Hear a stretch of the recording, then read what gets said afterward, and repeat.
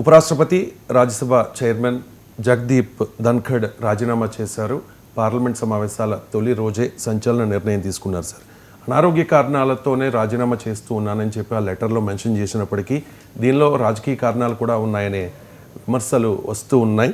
And ఇంకా 2 ఏళ్ల పదవీ కాలం ఉంది సార్. అయినా కూడా ధన్ఖడ్ రాజీనామా చేశారు.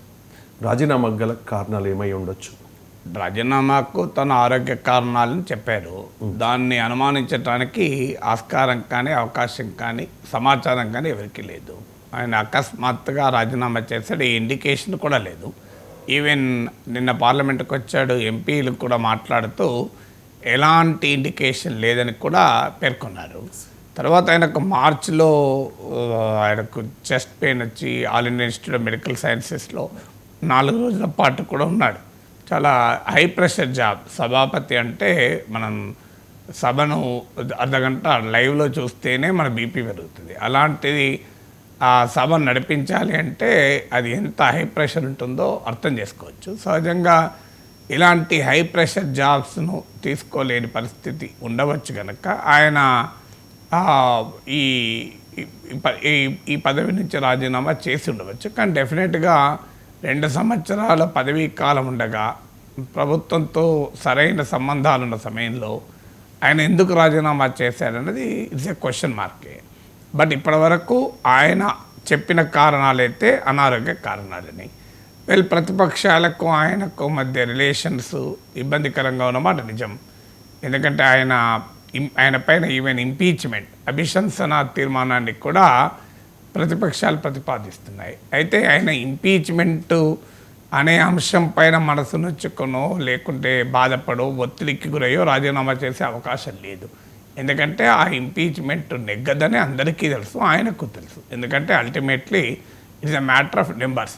అయినా అపోజిషన్ ఎందుకు ఇంపీచ్మెంట్ చేస్తుంది అంటే తన నిరసన తెలపడానికి చేస్తుంది. ఎందుకంటే ఆయన సభను నడిపించిన తీరు మాత్రం హుందాగా లేదు.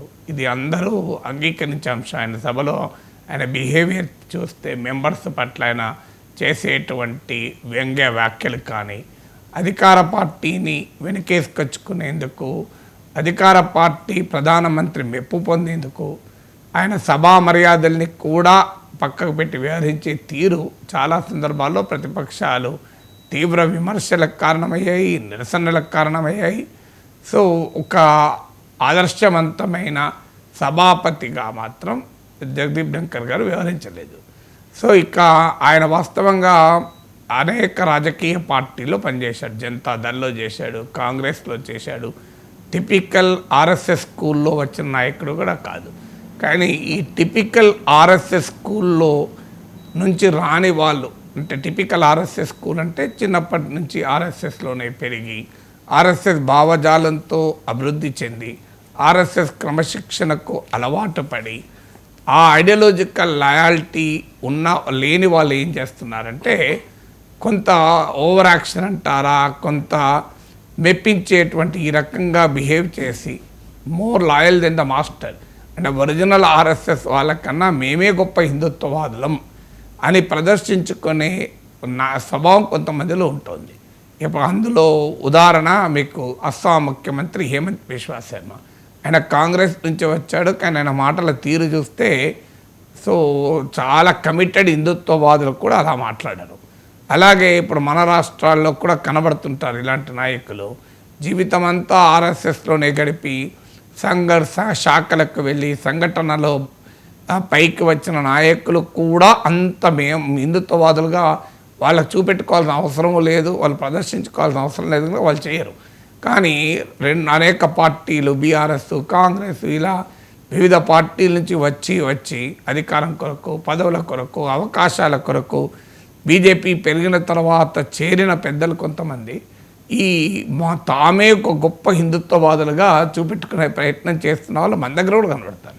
సో అలాంటి టైప్ ఆఫ్ పొలిటీషియన్స్లో జగదీప్ ధన్ఖడ్ ఎవరు. అందువల్ల ఆయన ఏకంగా న్యాయ వ్యవస్థ స్వయం ప్రతిపత్తిపైన అటాక్ చేశారు. ఇటీవల సుప్రీంకోర్టు చీఫ్ జస్టిస్ చాలాసార్లు చెప్పాల్సి వచ్చింది. ఇండైరెక్ట్గా జగదీప్ ధన్ఖడ్, కిరణ్ రిజిజు లాంటి వాళ్ళకు ఒక ఆన్సర్గా చెప్పాల్సి వచ్చాడు. సావర్నిటీ ఆఫ్ పార్లమెంట్ అంటాడు. ఈయన స్వయాన లాయరు, వైస్ ప్రెసిడెంట్గా రాజీనామా చేసిన అతను స్వయాన లాయర్ కనుక ఆయనకు రాజ్యాంగం తెలియక కాదు, ఆయనకు కేశవానంద భారతి కేసు 1973లో సుప్రీంకోర్టు ఇచ్చిన చారిత్రాత్మక తీర్పు తెలియక కాదు. అయినా కూడా సావర్నిటీ ఆఫ్ ద పార్లమెంట్, ప్రజలు ఎన్నుకున్న సభలకే అధికారాలు ఉంటాయంటాడు. ఎలా ప్రజలు ఎన్నుకున్న సభలకే అధికారాలు ఉంటాయని ఒకవైపు చెప్తూ, మరోవైపు కేంద్ర ప్రభుత్వం గవర్నర్లకు రాష్ట్రపతులకు అధికారాలు ఉండాలి, చట్టసభలు చేసిన చట్టాన్ని కూడా తిరస్కరించి చట్టాలను కూడా తమ దగ్గరే పెట్టుకునే అధికారం ఉండాలని సుప్రీంకోర్టుకి వెళ్తుంది. అంటే వైఖరులు ఎంత తేడానో చూడండి. అలా సావర్నిటీ ఆఫ్ ద పార్లమెంట్ ఉండదు, జ్యుడిషియరీ సుప్రీం కాదు, లెజిస్లేచర్ సుప్రీం కాదు, రాజ్యాంగం మాత్రమే సుప్రీం అని సుప్రీంకోర్టు చీఫ్ జస్టిస్ క్లాసులు తీసుకోవాల్సి వచ్చింది. అందులో న్యాయ వ్యవస్థ పైన కూడా చాలా బాధ్యతారహితమైన కామెంట్స్, ఒక ఉపరాష్ట్రపతి పదవిలో ఉండి చాలా బాధ్యతారహితమైన వ్యాఖ్యలు న్యాయ వ్యవస్థ పైన, రాజ్యాంగానికి భిన్నంగా కూడా ఆయన వ్యాఖ్యానించిన సందర్భాలు ఉన్నాయి. సో అందువల్ల ఆ వివాదాలన్నీ ఉన్నమాట నిజం. బట్ స్టిల్ ఆయన ఎందుకు రాజీనామా చేశారన్నప్పుడు స్పెక్యులేట్ చేయడం కన్నా ఆయన చెప్పిన ఆరోగ్య కారణాలనే మనం తీసుకోవాల్సిన అవసరం ఉంటుంది.